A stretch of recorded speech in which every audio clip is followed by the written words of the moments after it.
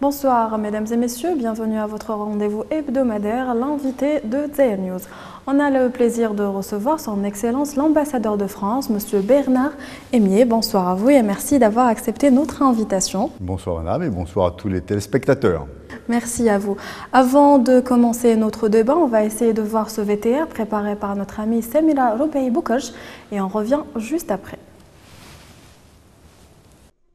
La relation entre l'Algérie et la France est une relation passionnelle et passionnante, tant par le passé historique qui lie les deux pays que par les rebondissements qu'a connus cette histoire à plusieurs occasions. La volonté des deux parties pour pousser la coopération bilatérale à la hauteur des espérances n'a jamais été aussi forte et le soutien qu'ont exprimé le peuple et l'État algérien envers la France suite aux attentats du 13 novembre n'est qu'une nouvelle preuve que le destin des deux pays sera lui aussi lié. Liés car les deux nations seront à jamais unies face à un ennemi commun, le terrorisme. Les attentats qui ont frappé la capitale française ont montré à quel point la coopération entre Alger et Paris en matière de lutte antiterroriste était primordiale. Car l'Algérie, qui a elle-même vécu 10 années de souffrance face à ce fléau, a acquis une expérience incontestable dans la gestion du dossier. Et la France, qui dispose de moyens techniques développés, s'avère un partenaire important pour l'Algérie dans sa démarche entreprise pour l'instauration de la paix dans la région méditerranéenne et dans tout le Sahel. Alors, quel impact auront réellement les attentats du 13 novembre sur le plan sécuritaire des deux pays ? Pour commencer, Monsieur Emié, quelle première réflexion imposent les attentats du vendredi 13 novembre dernier en France? Ou plutôt, quelle lecture faites-vous à ces attentats? D'abord, ces attentats sont une attaque barbare, d'une violence la pire qu'ait connue la France depuis la Deuxième Guerre mondiale. Une horreur. 130 morts, 350 blessés, dans des conditions d'une violence terrible, des tueries, d'une sauvagerie absolument inouïe.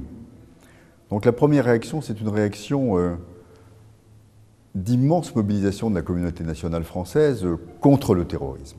Et internationale aussi. Et aujourd'hui, avec la solidarité de nos partenaires et de nos alliés, dont l'Algérie, eh bien nous sommes déterminés à lutter pied à pied contre ce phénomène. Alors ceci se traduit comment? Ça se traduit par une mobilisation nationale d'abord, de tous nos services de sécurité et de renseignement. Le président de la République a décrété l'état d'urgence en France, ce qui veut dire que nous pouvons prendre pour 3 mois, car cet état d'urgence a été prolongé par le Parlement, des mesures exceptionnelles adaptées à cette situation que nous sommes en train de vivre. Mais ça veut dire aussi une coopération européenne renforcée pour que tous nos partenaires effectivement se mobilisent. Et au-delà, comme vous venez de le dire, une coopération internationale avec tous nos partenaires et nos alliés. Et je dois dire que les Français et la France ont été particulièrement sensibles à la solidarité exprimée par l'Algérie, par les Algériennes et les Algériens. J'ai reçu à l'ambassade de France des dizaines de personnes, nous avons reçu des centaines de messages de solidarité. Je crois que la condamnation, l'indignation, sont universelles. Un signal de soutien qui est transmis par les autorités algériennes et par le peuple algérien aussi? Plus qu'un signal, une mobilisation. Le message d'une très haute élévation d'esprit du président de la République, Abdelaziz Bouteflika, avec des mots très justes, des paroles très fortes sur un crime contre l'humanité, sont une manifestation de mobilisation de l'Algérie à nos côtés. Les messages de vos plus hautes autorités, la coopération entre nos services, nous sommes mobilisés pour la même cause et avec le même objectif. Vous avez vécu des moments terribles. Ces attentats de Paris réveillent chez beaucoup ici en Algérie des moments de drame de la décennie noire et je crois pouvoir dire que peut-être plus qu'aucun autre peuple, l'Algérie comprend ce que la France est en train de vivre et l'Algérie soutient l'action que nous sommes en train de conduire. Pour rester toujours dans ce volet, on sait qu'on a enregistré ces derniers jours des recrudescences des actes islamophobes et des attaques contre des mosquées, des associations. Comment commentez-vous cela, Votre Excellence? Alors vous savez, naturellement, le gouvernement français est très vigilant d'abord pour éviter tout amalgame. Ces attentats qui ont été commis au nom de la religion musulmane ne sont pas la religion musulmane. Et nous rejetons tout amalgame, toute tentative d'amalgame, tout rejet de l'autre, tout extrémisme. Et nous sommes bien conscients que les premières victimes, ce sont aussi les musulmans. Et des musulmans ont été tués dans ces attentats de Paris, comme des musulmans avaient été tués lors des attentats du mois de janvier en France. Donc je peux vous dire que le gouvernement français non seulement est très vigilant à ce qu'il n'y ait pas d'amalgame, il est très vigilant aussi pour la protection de tous les lieux de culte. Les mosquées naturellement, les synagogues aussi, et les églises enfin.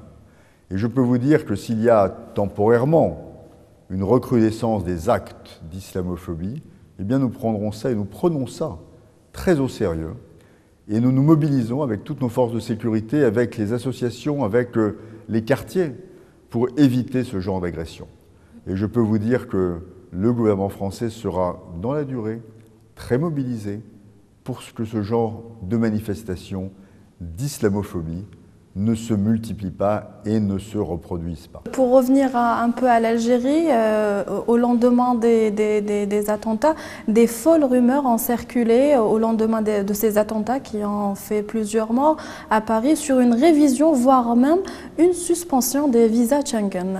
Un commentaire ou plutôt une lecture par rapport à ça, Votre Excellence, qui a fait quand même marquer les esprits actuellement. Vous savez que l'Algérie, comme d'ailleurs souvent la France, est parfois le pays des rumeurs. Et cette rumeur, je la dément formellement. Naturellement, il n'y a pas de remise en cause du système des visas Schengen. Ce qui a été décidé par le gouvernement français, c'est le rétablissement des contrôles aux frontières. Mais il n'y a naturellement aucune interruption de trafic aérien, ferroviaire ou autre. Et s'agissant des visas, l'ambassade de France et nos 3 consulats généraux continuent de les délivrer d'une manière tout à fait normale et classique. Il n'y a pas de changement de nos règles. Et tous les Algériennes et les Algériens qui souhaitent venir en France et qui répondent aux conditions posées par le système des visas Schengen sont les bienvenus pour déposer leur dossier comme ils le faisaient avant les attentats de Paris. Pour toujours rester dans le volet visa Schengen, l'Algérie a toujours accordé un intérêt particulier au dossier de libre circulation. Ce dossier est-il toujours d'actualité après ces derniers attentats, Votre Excellence? Alors la libre circulation est naturellement un objectif important, mais ce que je peux vous dire, c'est que la circulation existe d'une manière très forte entre nos 2 pays. Je peux vous donner quelques chiffres. En 2015, l'ambassade de France en Algérie et ses 3 consulats généraux auront instruit plus de 400 000 demandes de visa. Et le nombre de visas délivrés va sûrement être plus important que 300-350 000. Nous délivrons des visas dits de circulation, ce qui veut dire que les personnes, pour certaines, peuvent, avec le même visa, entrer et sortir plusieurs fois d'Algérie pour aller en France. Et donc, il y a une volonté, effectivement, de continuer cette politique. Et je peux vous dire que nous délivrons aujourd'hui un pourcentage toujours plus significatif de visas de circulation à ceux qui présentent des dossiers. Élevé par rapport aux années précédentes? Absolument, en croissance continue et constante. C'est un choix politique, c'est une volonté politique du gouvernement français, au fond, de faciliter à ceux qui remplissent les conditions les modalités d'accès en France. Et c'est pour ça que lorsque nous délivrons un visa de circulation, et aujourd'hui le pourcentage est sûrement supérieur à 30%, eh bien ça veut dire que le détenteur du visa va pouvoir aller et venir pendant la durée de validité du visa. Vous avez évoqué ce volet, celui de la libre circulation. Il y a aussi le volet des visas étudiants. On sait que justement plusieurs étudiants algériens voulant poursuivre leurs études en France pour étudier se plaignent des lenteurs d'établir ou plutôt des attentes par rapport à la délivrance de leur visa. Écoutez, nous faisons au maximum, nous faisons au mieux, dans le respect là encore de nos procédures. Les étudiants algériens sont les bienvenus pour étudier en France. Je vais vous donner quelques chiffres. Nous avons aujourd'hui plus de 22 000 étudiants algériens qui se trouvent en France dans le cadre de leur parcours d'études. Nous venons d'organiser à Alger un salon des formations supérieures au Palais de la Culture que j'ai inauguré. Et nous avions là plus de 25 établissements d'enseignement supérieur français parmi les meilleurs. La volonté de ces établissements est de recruter les bons étudiants algériens qui, au terme de premières années d'études en Algérie, veulent compléter leur parcours en France. Je peux vous dire que ces recrutements se font dans le cadre d'un processus très organisé par une agence spécialisée du ministère des Affaires étrangères qui s'appelle Campus France. Et donc l'étudiant algérien qui veut étudier en France va rencontrer, au sein d'espaces dédiés, dans nos 5 instituts culturels en Algérie, des personnes de Campus France. Ils discutent de leur projet d'études, et une fois que le projet d'études est finalisé, eh bien effectivement, ils présentent une demande de visa. Et en général, sauf s'il y a des problèmes d'une autre nature, des difficultés liées aux ressources, mais en général, l'étudiant algérien obtient alors son visa. Et pour vous donner un ordre de grandeur, environ 5700 visas ont été délivrés l'an dernier pour des étudiants algériens qui sont partis en France. Alors tout cela prend du temps parce que nous sommes soumis à des réglementations européennes. Et la délivrance d'un visa pour le territoire français est en fait la délivrance d'un visa pour le territoire de l'espace Schengen. Donc il y a des consultations qui prennent un peu de temps et je comprends que certains trouvent que c'est trop long. Mais je crois que partout, il faut s'armer de patience. On l'espère. Monsieur, Votre Excellence, on va essayer de passer à un autre volet, celui de la situation en Afrique. On va parler maintenant de la situation plus particulière au Mali, en Libye. Les deux pays sont-ils d'accord, plutôt sont-ils toujours d'accord sur la même longueur d'angle, à savoir la France et l'Algérie? Je vous rappelle juste, lors de l'intervention française au Mali, l'Algérie qui avait accordé son autorisation à la France pour survoler son espace aérien avait été très critiqué concernant ce volet-là. Quel commentaire plutôt, quelle lecture plutôt, pourquoi selon vous? Moi, je crois que l'important, c'est le résultat. Je pense que l'Algérie a pris ce jour-là une décision très sage et très importante. Car l'opération Serval, c'est ainsi qu'elle s'appelait, décidée par le président de la République en janvier 2013, a permis d'éviter que s'installe au cœur de l'Afrique et aux frontières de l'Algérie un État terroriste, un État qui peut-être aujourd'hui aurait été gagné par Daesh. Et donc en réalité, nous avons pu endiguer le flot terroriste qui venait du nord, du Mali vers la capitale Bamako, et ensuite lancer le processus diplomatique que l'Algérie a facilité, que l'Algérie a porté, et qui a permis un accord diplomatique, un accord de paix entre les différentes parties maliennes.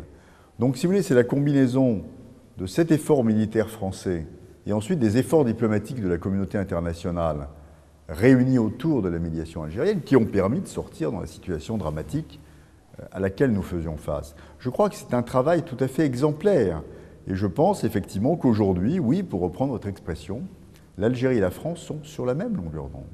Et permettez-moi à la fois d'adresser de nouveau toutes nos félicitations à la diplomatie algérienne pour son travail, d'adresser aussi à tous ces négociateurs algériens qui étaient bloqués dans l'hôtel Radisson à Mali, à Bamako récemment, et je veux exprimer aussi toutes les condoléances de la France au Mali pour ce qui s'est passé avec cette prise d'otage à Bamako.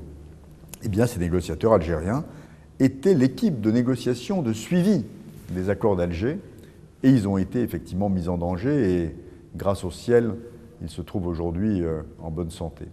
Donc, longueur d'onde sur le Mali, oui, et nous continuons ce travail avec notamment une volonté de travailler au développement économique du Nord afin que les populations sentent l'impact de l'accord. Longueur d'onde aussi sur la Libye, où nous avons une vision commune pour essayer de stabiliser ce pays et pour appuyer les efforts de l'envoyé spécial du secrétaire général des Nations Unies afin de parvenir, si possible, à mettre en place un gouvernement d'union nationale.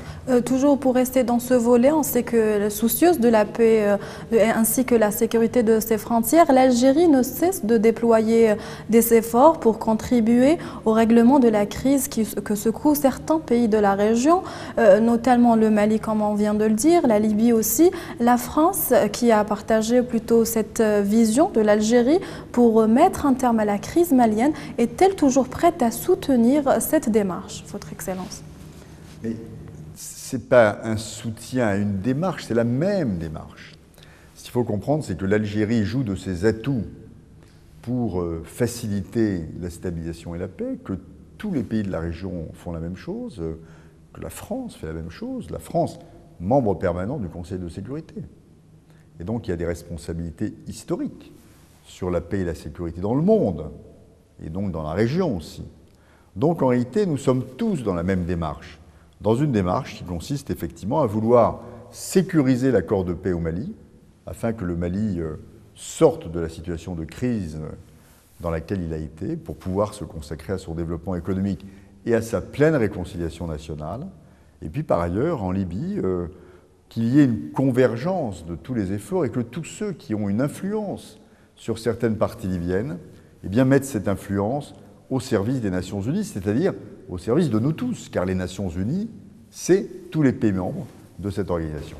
Un autre volet, on va essayer de passer à l'actualité plutôt internationale. On sait que Paris abritera à la fin du mois courant les travaux de la COP21, conférence internationale sur l'écologie. Beaucoup de pays sont attendus avec un challenge, celui d'offrir le meilleur au monde. La ministre française de l'écologie, Ségolène Royal, a fait récemment une visite.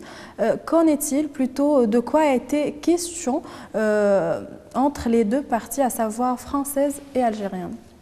Alors, il faut bien que les téléspectateurs comprennent que cette conférence internationale, c'est une conférence majeure pour notre avenir et pour l'avenir de nos enfants. Quel est l'objectif? Empêcher le réchauffement climatique. Quelles sont les conséquences du réchauffement climatique? Eh bien, les situations de crise, des exodes, la désertification, la fonte des glaces, la modification d'un certain nombre d'écosystèmes extrêmement importants dans l'agriculture et pour notre survie collective. Donc nous n'avons pas le droit que d'échouer. Et nous devons donc tous nous mobiliser afin effectivement d'empêcher le réchauffement climatique au-delà de 2 degrés. L'objectif, c'est de préparer l'avenir de cette planète. Nous n'avons pas d'autre planète. Nous devons la préserver. Alors pour cela, tout le monde est mobilisé. La France préside cette conférence des Nations Unies, qui est portée par les Nations Unies. Donc nous sommes dans un processus de négociation qui est porté dans un premier temps par des hauts fonctionnaires des Nations Unies et une coprésidence assurée par une haute personnalité algérienne, l'ambassadeur Djorlaf, et une haute personnalité américaine. Et à partir de la fin du processus de négociation, eh bien, la négociation sera reprise par des ministres, donc sous un angle plus politique.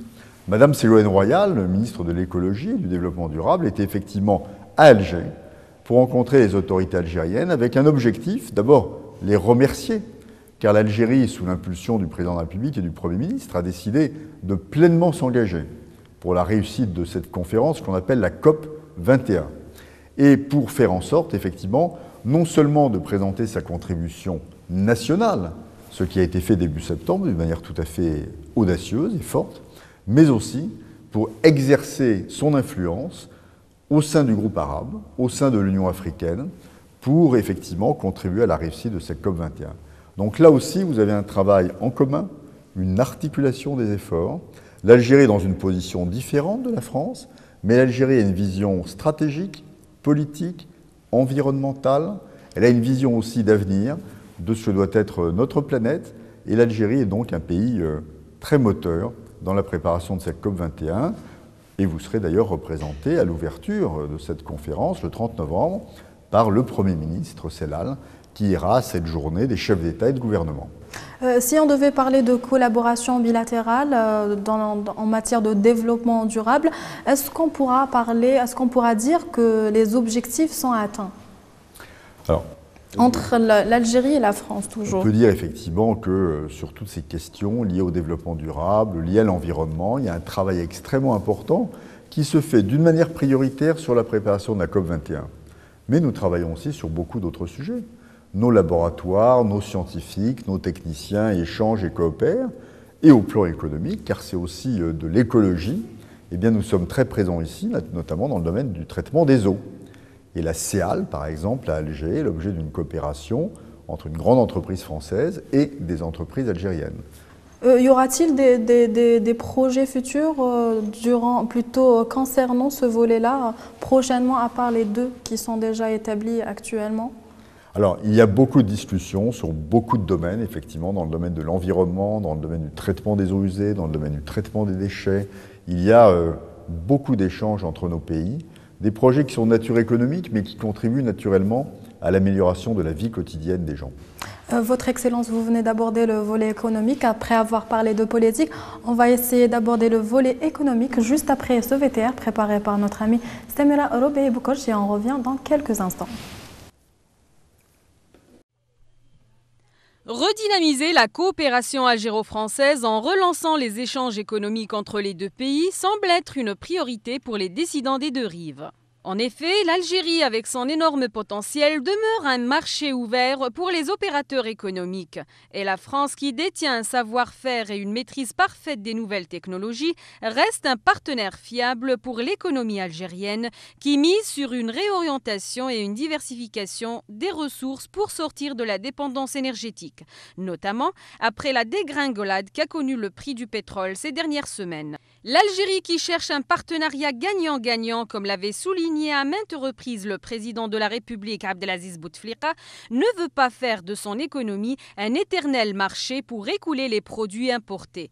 Mais c'est vers une industrie structurée et moderne que l'économie nationale veut se diriger. Et c'est justement en favorisant les échanges avec les pays développés, comme la France, que l'Algérie y parviendra. Des échanges basés essentiellement sur un transfert des compétences à travers la formation et l'importation de nouveaux procédés industriels capables de rattraper le retard qu'a cumulé le secteur pendant des années. Les différents accords signés ou en cours de négociation avec plusieurs poids lourds de l'industrie française, à l'instar des constructeurs automobiles, expriment cette volonté de réorienter la machine économique vers des secteurs porteurs pour l'Algérie et relancer l'économie française. Et c'est justement le challenge de la commission mixte algéro-française qui tente de trouver des mécanismes pour traduire cette démarche et la concrétiser. Alors, la prochaine réunion de la commission prévue pour le mois de février saura-t-elle faire avancer le partenariat pour lancer de nouveaux projets ? Deuxième tour de table avec vous, Votre Excellence. Comme on vient de le voir, un VTR qui a émis la volonté de l'Algérie et de la France afin de solidifier la coopération entre les deux pays. Pour rester dans ce volet, celui de l'économie, une rencontre est prévue en février prochain entre l'Algérie et la France afin de booster au mieux leur partenariat dans le cadre de la commission mixte. Quels seront les dossiers qui seront mis sur la table des négociations, Votre Excellence ? Il faut que vous compreniez que nous avons des mécanismes économiques très sophistiqués entre l'Algérie et la France, qui ont été mis en place en décembre 2012 lors de la visite du président Hollande, la visite d'État, dans le cadre de ce partenariat d'exception, voulu par nos deux présidents de la République. Ce partenariat se décline dans le domaine économique avec une commission mixte économique qui s'est réunie à Paris le 26 octobre, et puis tous les ans, ce qu'on appelle une commission intergouvernementale de haut niveau, présidée par les deux premiers ministres, avec toute une série de ministres autour d'eux, dont naturellement des ministres économiques. Alors aujourd'hui, la France, en réponse à la demande de l'Algérie, a des objectifs très simples. En réalité, premier objectif, répondre à votre demande de produire sur place, en créant de la valeur. Et il faut comprendre que les entreprises françaises sont pionnières, elles sont les premières à produire en Algérie des produits très importants comme des véhicules ou des médicaments, en employant des Algériens et en créant de la valeur ajoutée. Les investissements français en Algérie, qui sont les plus importants du monde, hors secteur hydrocarbures, eh bien, nous permettent, chez vous, d'avoir créé 40 000 emplois directs et 100 000 emplois indirects. Donc ça veut dire que beaucoup de gens en Algérie travaillent grâce à ces investissements français. Il y a naturellement l'exemple de Renault à Oran, qui a été inauguré l'an dernier. Cette usine est montée en puissance plus rapidement que prévu. Un an après, les résultats sont spectaculaires. Quel bilan tirez-vous de... Mais le bilan est très favorable. Ça veut dire que d'un côté, le partenariat a parfaitement fonctionné entre les opérateurs économiques français et algériens. Deuxièmement, la main-d'œuvre algérienne est excellente. Il y a beaucoup de femmes qui sont dans cette usine. Et troisièmement, le taux d'intégration est en train de se mettre en place au niveau espéré. Et quatrièmement, comme il y a maintenant un autre projet qui est en préparation pour PSA, c'est-à-dire les marques Peugeot et Citroën, et Citroën, ça veut dire en réalité que nous allons vous aider à créer dans l'ouest de l'Algérie, à côté d'Oran, une sorte de pôle de l'industrie automobile. Donc vous aurez Renault, vous aurez Peugeot, et vous allez faire venir des sous-traitants qui vont venir effectivement pour créer des sièges, des cuirs, des housses, etc. Qu'en est-il de l'avancement? Et nous allons donc renforcer votre capacité à devenir non seulement un producteur qui répond aux besoins du marché national, mais aussi ensuite pour exporter vers d'autres pays. Qu'en est-il de l'avancement du dossier déjà Renault, plutôt Peugeot, que vous venez de parler plutôt? Eh bien, le dossier progresse bien. Il est porté par votre ministre de l'Industrie et des Mines, qui est un ministre extrêmement dynamique, sous l'autorité du Premier ministre et naturellement du Président de la République. Les négociations se font de manière extrêmement confiante avec le groupe PSA, les échanges sont permanents. Donc en ce moment, il travaille, si vous voulez, sur des aspects très techniques.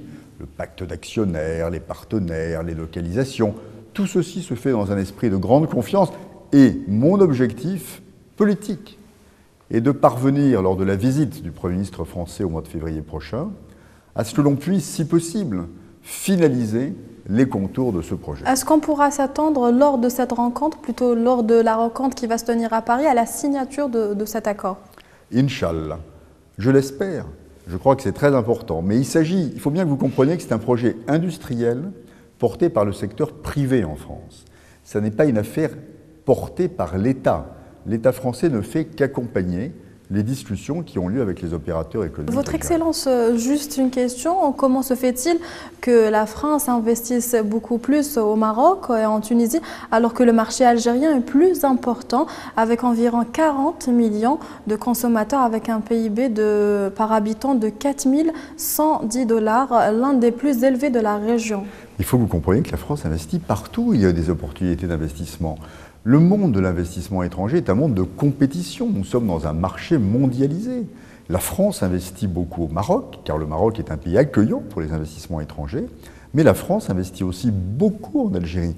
Je vous ai dit qu'aujourd'hui, le stock des investissements français en Algérie s'élève à 2,15 milliards de $. C'est énormément d'argent. Et donc aujourd'hui, nous sommes bien conscients de l'importance de ce marché, et nous mesurons l'importance de l'Algérie non seulement comme marché national, mais aussi comme plateforme pour aller vers de nombreux pays africains. Donc nous continuerons à investir en Algérie, nous le faisons dans tous les domaines. Nous avons parlé automobile, mais je voudrais vous dire un mot du pôle transport que nous aidons à structurer dans la région d'Annaba, où nous avons inauguré l'an dernier avec les autorités algériennes une usine d'assemblage de rames de tramway et de trains demain. Nous avons aussi des usines de construction pour le groupe Sanofi, qui produit des médicaments, et nous construisons aussi une usine pour construire et produire des fromages. Je ne sais pas si vous le savez, mais l'Algérien consomme beaucoup de vache qui rit et il consomme beaucoup d'aspégique aussi. Alors il n'y a pas de lien entre l'un et l'autre, mais ce que je veux dire, c'est que vous êtes effectivement des consommateurs importants et que les sociétés françaises, et je le répète, investissent pour produire chez vous, employer des Algériennes et des Algériens et créer de la valeur ajoutée qui profite à toute votre économie. La France, partenaire étranger, essentiel pour l'Algérie, commence à perdre quand même du terrain face à l'émergence de plusieurs pays, notamment la Chine. Mais nous ne perdons pas du terrain, les autres grimpent peut-être plus vite que nous. Il faut comprendre que l'Algérie, et vous l'avez très bien expliqué, a un PIB important par tête d'habitant. C'est un pays dont le marché est tout à fait significatif. Et donc, effectivement, les autres partenaires sont montés en puissance. Et dans des secteurs où la France, de toute manière, n'est pas compétitive. Parce que nous ne sommes pas en mesure, nous, de construire des autoroutes, comme le font les Chinois, dans des conditions que nous ne saurions pas faire. Donc, si vous voulez, chacun, selon le principe de division du travail et de spécialisation, est dans les créneaux. Mais je répète à nos amis algériens et à vos téléspectateurs que la France conserve dans ce pays une position extrêmement importante. Nous avons une part de marché de plus de 10%. Nous sommes votre deuxième partenaire, de temps en temps le premier en fonction des statistiques douanières. Donc la France reste au premier rang des partenaires économiques de l'Algérie, sans parler du partenariat politique d'exception que nous avons, sans parler, vous l'avez dit, du partenariat et de la mobilité des populations, et puis sans parler aussi de ce partenariat culturel et de cette langue que nous avons en partage. Et pour clôturer le volet économique, que signifie le concept de partenariat d'exception prôné par l'Algérie et la France et quels sont exactement ses fondements? Et le partenariat d'exception, comme son nom l'indique, ça veut dire que nous souhaitons non seulement avoir de bonnes relations économiques, mais avoir effectivement une relation de partenariat, c'est-à-dire une relation qui s'inscrit dans la durée. Une relation, pour reprendre le terme cher à votre Premier ministre, gagnant-gagnant. Et nous travaillons à tous les niveaux avec effectivement des concepts de conduire ensemble des opérations. Lorsque nous avons un investissement comme Renault, Peugeot ou Alstom, eh bien c'est une société française qui vient apporter son expertise, son savoir-faire à un opérateur économique algérien. Et ils construisent, dans le cadre de votre législation, un projet ensemble. Et c'est exceptionnel dans la mesure où, je le redis, la France est l'un des rares pays dans votre pays à investir dans la durée pour structurer des projets économiques qui permettent d'employer des Algériens, de créer de la valeur et de répondre aux besoins d'un marché national très important. Donc en cela, c'est exceptionnel. Nous ne faisons pas simplement de l'import-export. Nous ne venons pas simplement pour vendre des produits, prendre l'argent et nous en aller. Non. Nous investissons pour 50 ou 100 ans. Quand vous évoquez le volet juridique, plutôt cadre juridique, vous parlez peut-être de la règle 41-59 qui 51-49. Plutôt 51-49 qui remet surface à chaque fois. Est-ce que les entreprises françaises arrivent-elles toujours à s'adapter à cette règle? Écoutez, c'est une règle qui existe. Nous respectons votre réglementation et votre législation. Elle a été adoptée pour des raisons propres à l'Algérie. Donc les opérateurs économiques étrangers, mais français en particulier, s'adaptent à cette règle, créent des partenariats, nouent des alliances. Alors peut-être qu'ils préféraient que cette règle n'existe pas, mais elle existe. Donc nous faisons avec, et ce que je veux dire, c'est qu'elle ne nous empêche pas de travailler, de nous déployer, d'investir et de réussir. Votre Excellence, un autre volet, celui de l'histoire. L'axe Algérie et Paris a du mal à sortir des relations passionnelles avec comme point de mire les questions de mémoire de l'ère coloniale. Ces questions demeurent déterminantes pour toute normalisation. Cela nous pousse à évoquer le dossier épineux des archives algériens retenues en France. Plutôt quelle lecture, plutôt qu'en est-il actuellement? Alors vous ouvrez un sujet extrêmement important, mais je voudrais attirer l'attention de vos téléspectateurs sur les pas de géant qui ont été effectués par le président de la République François Hollande depuis son élection dans ce domaine. Vous vous souviendrez de ces mots très forts sur la reconnaissance des massacres de la période coloniale et sur les discours qu'il a pu prononcer dans cette période très difficile, en faisant référence effectivement, je dirais, à des dérapages et à des exactions très fortes du monde colonial. Je crois pouvoir dire aussi qu'il a voulu adresser un message très fort à l'Algérie en dépêchant son secrétaire d'État aux anciens combattants en avril dernier pour l'anniversaire du 8 mai 1945, c'était donc le 70e anniversaire, et le secrétaire d'État français aux anciens combattants est allé à Sétif pour remettre une gerbe et s'incliner devant la mémoire de Salah Bouzid, le premier Algérien tué lors des événements du 8 mai 1945. Je crois que nous devons construire notre avenir en ayant à l'esprit ce passé tourmenté, cette guerre d'indépendance que vous avez livrée, cette période coloniale que le président de la République a qualifiée avec ces mots extrêmement clairs. Et donc, cette mémoire, nous l'avons. Et nous devons maintenant regarder devant. Sur la question des archives, nous avons fait des pas de géant. Nous avons une coopération qui fonctionne extrêmement bien entre les archives de France et les archives algériennes. Un groupe de travail a été mis en place et nous avons restitué le maximum d'archives que nous avons pu retrouver et rendre aux autorités algériennes.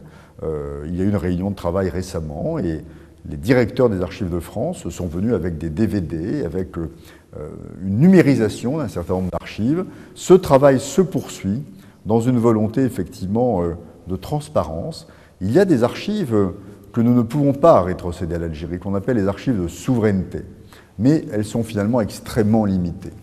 Et le plus nous aurons de dialogue, eh bien le mieux ça sera, afin de répondre effectivement à la revendication tout à fait légitime de l'Algérie de récupérer le maximum d'archives. Et tel est bien l'état d'esprit des autorités françaises.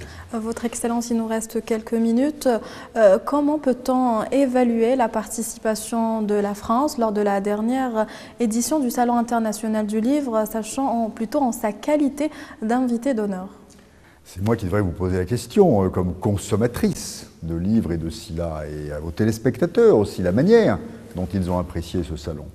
Moi, ce que je voudrais vous dire, c'est que la France a été d'abord très heureuse et honorée d'être pour la première fois l'invité d'honneur du Salon international du livre d'Alger, dont je rappelle qu'il attire 1 500 000 visiteurs pour cette 20e édition, donc d'une manière extrêmement spectaculaire. Nous avons, je crois, et c'est le sentiment que m'ont donné les ministres algériens et les hautes autorités, le commissariat du Salon, à la hauteur de l'honneur qui nous était fait.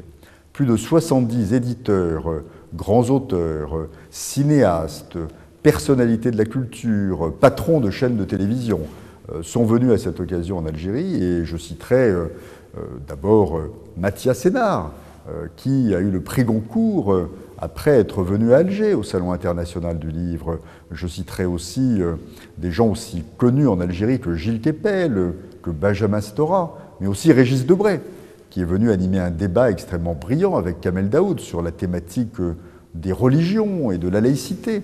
Je citerai Madame Saragosse, la présidente de France Média Monde, mais aussi Madame Laura Adler, Monsieur Olivier Barrault, tant d'auteurs extrêmement connus qui sont venus effectivement dédicacer leurs livres et animer des espaces de débat et de rencontres avec les Algériennes et les Algériens. J'ajoute des grands cinéastes qui ont fait des films adaptés de romans, comme Madame Nicole Garcia, très populaire en Algérie, d'ailleurs originaire d'Oran, Monsieur Alexandre Arcadi, Ce que le jour doit à la nuit, adapté du roman d'Yasmina Khadra, qui est venu ici, et lui originaire d'ailleurs de la Casbah d'Alger.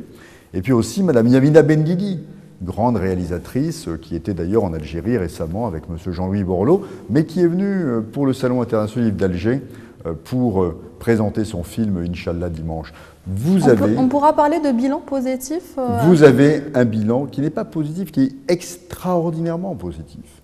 De mon point de vue, la France a été largement à la hauteur de cette invitation et nous avons reçu à l'ambassade de France, au Salon international du livre d'Alger, dans les instituts français en Algérie, des dizaines des plus grandes personnalités françaises, également un ancien prix Goncourt, M. Laurent Godet, qui a été prix Goncourt il y a 10 ans, et de très très nombreux auteurs qui ont été absolument passionnés par leur visite en Algérie et qui vont en revenir. Je crois aussi devoir insister sur l'importance du livre en français en Algérie et du travail que nous avons fait pour organiser des coéditions, pour faire en sorte que le livre en Algérie soit plus accessible à la population et pour travailler ensemble à des traductions d'œuvres importantes vers l'arabe aussi, pour aller vers le plus grand nombre. Est-ce qu'il y a eu des contrats entre éditeurs français et des éditeurs algériens lors de cette manifestation ? Il y a eu beaucoup de contacts. Il y a eu un travail fait entre, d'une part, le Centre national du livre algérien et le Centre national du livre français, qui avaient signé un accord en décembre 2014 et qu'ils mettent en puissance, qu'ils mettent en œuvre. Et puis il y a eu aussi des rencontres entre des éditeurs et entre les deux syndicats nationaux de l'édition. Donc oui, il y a eu beaucoup de partenariats, beaucoup de contacts. Et vous avez dans tout votre pays des éditeurs tout à fait remarquables, d'Oran à Constantine, d'Alger à Tlemcen. Je crois pouvoir dire que le monde de l'édition en Algérie est en mouvement et en mouvement positif. Et se porte bien. Je crois qu'il se porte correctement, mais je pense effectivement qu'avoir une politique forte du livre est très important.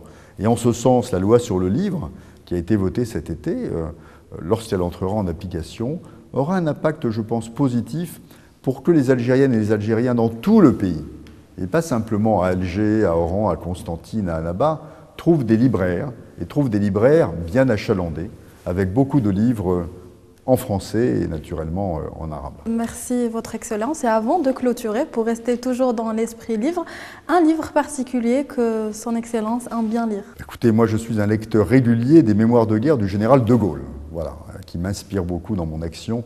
C'est sûrement la personnalité française que j'admire le plus aujourd'hui.